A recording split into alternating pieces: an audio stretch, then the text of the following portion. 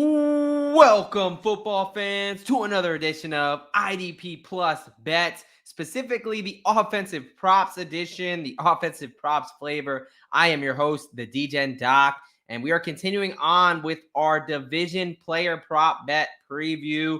We are looking at the 4 best player prop bets in each division. This is episode number 3, and of course, we are talking about none other than the NFC West. Hanging out to the West Coast to talk about 4 teams that do not like each other and want to make sure that each one comes on top.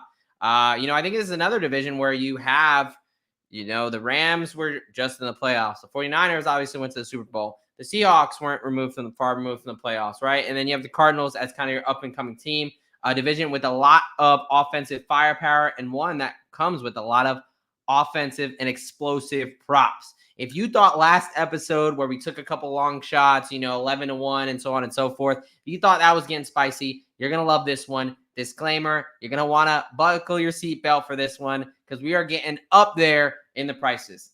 But don't worry, we're going to start off nice and smooth with a nice little plus 110. And that first bet that I'm taking, my first favorite bet for this division, the NFC West, is we're now to Arizona.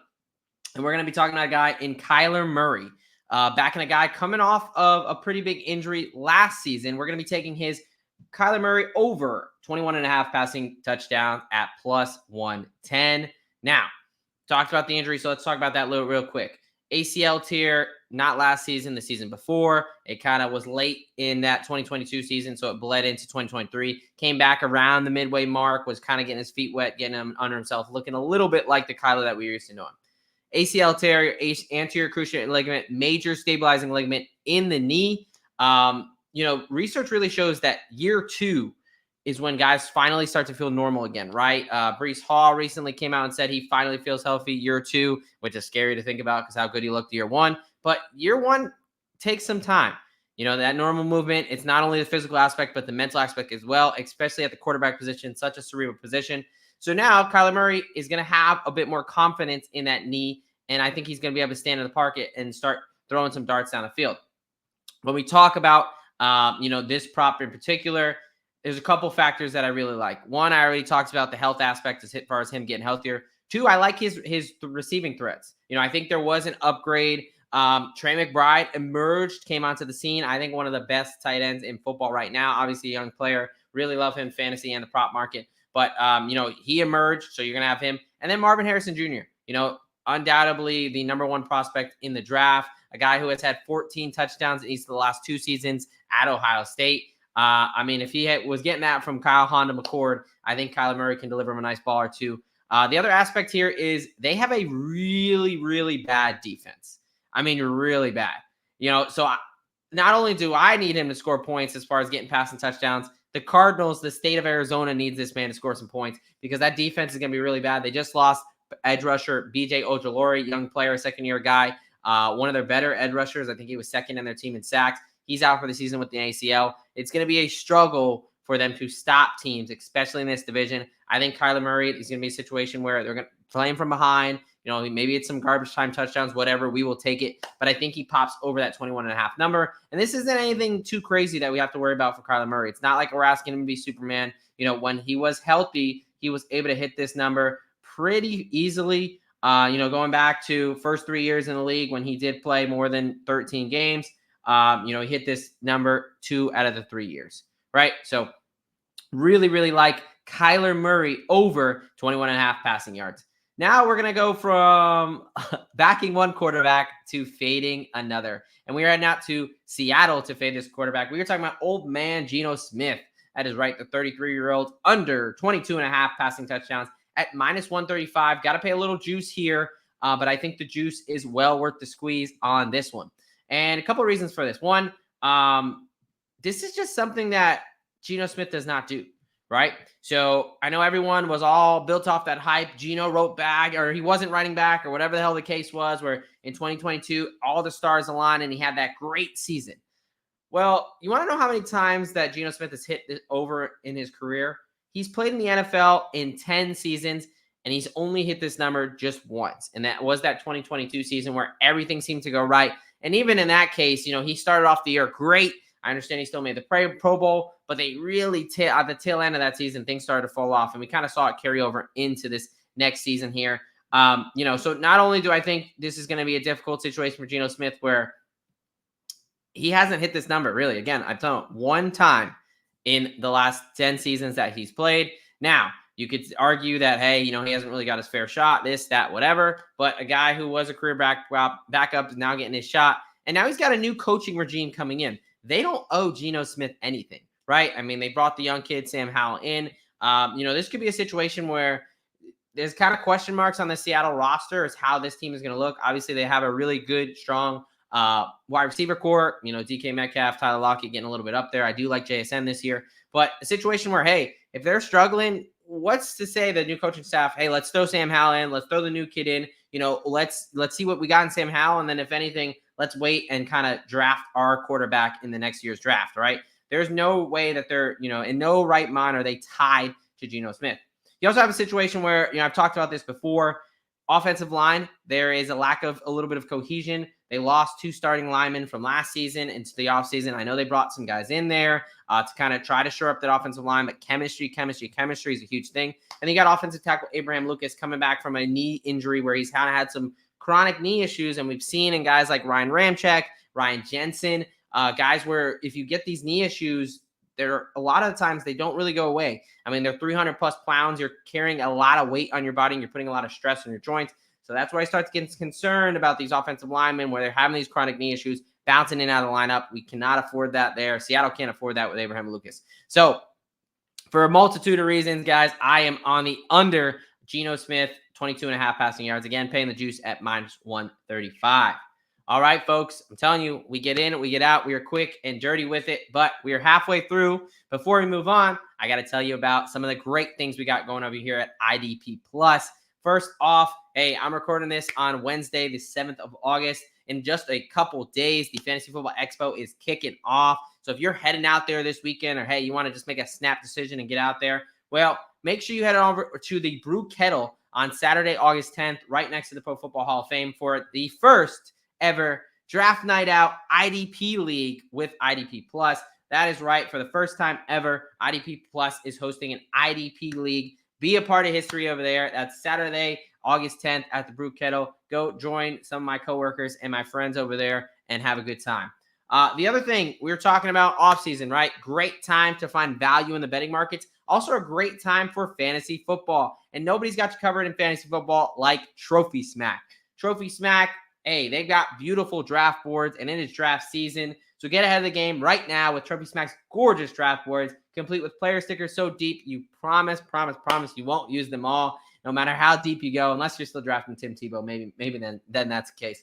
But the first time, Trophy Smack is offering an IDP expansion pack for all the defensive nerds like you and I. Look, if you're on this channel, you probably love real football. When I say real football, I'm not just talking about the sexy offensive players, right? Or, hey, we talk about 11 on 11 football, right? The way the game's supposed to be played. Offense, defense, special teams. We cover it all here at IDP Plus, and so do our friends over at Trophy Smack. So for both of those things, check out the description. I'm going to have links in the show description for both of those as well. All right, folks. Halftime. And we're back. All right, and we're coming back hot. All right, I've got, the biggest bet I've given out so far, and we're heading over to LA, a city that likes bright lights and being flashy. And I'm hoping that a certain wide receiver in Mr. Cooper Kupp is flashy enough to find himself in the end zone a lot this season. Give me Cooper Kupp to lead the NFL in receiving touchdowns at 35-1.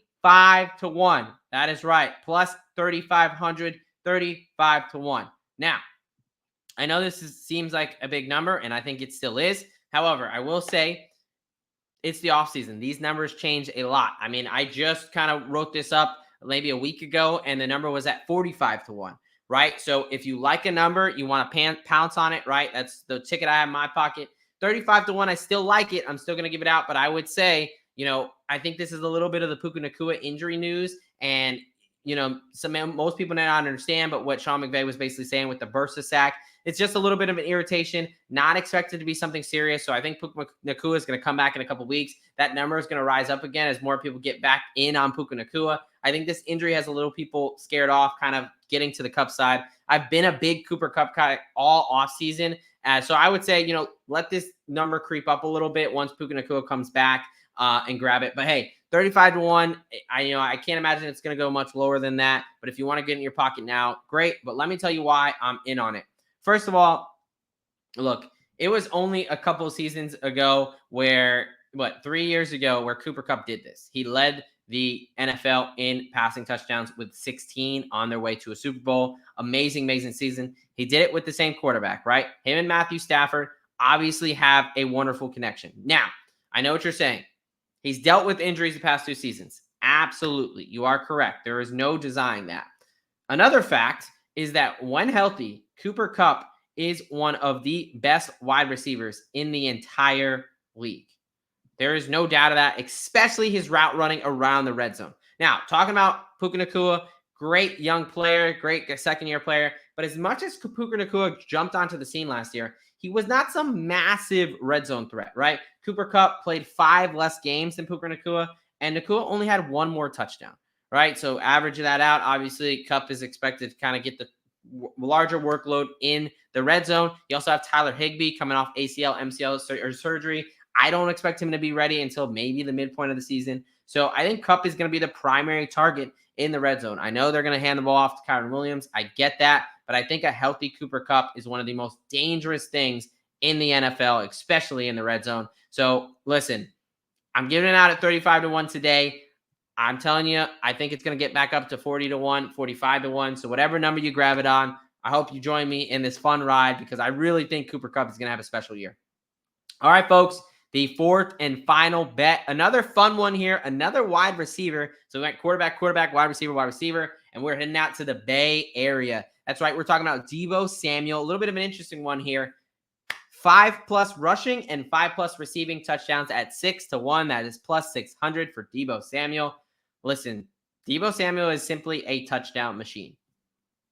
He on the ground, through the air. I mean, it does not matter. And he's playing with a coach who knows to get the ball in Deebo's hand in creative ways. When Deebo has the ball in his hands, he's one of the hardest people to tackle in the entire NFL. And Kyle Shanahan understands, hey, I got to do it through the air and I got to do it on the ground, right? Whether you're giving Christian McCaffrey a blow or whether, it's just a trick play or whatever it is. But this is something that it sounds a little bit crazy. I know when I first saw this, I was like, really? 5-5? How often does this happen? Well, pretty often, right? In the last 3 seasons, he's done this in 2 out of the last 3 seasons. So it's not like we're asking Deebo to do anything crazy. In 2021, he hit this. In 2022, he dealt with some injuries. And then in 2023, he was back on to doing this as well. So I think this is a situation where Deebo knows how to get in the end zone. Again, through the air, on the ground, whatever it may be, Deebo Samuel knows how to find the end zone.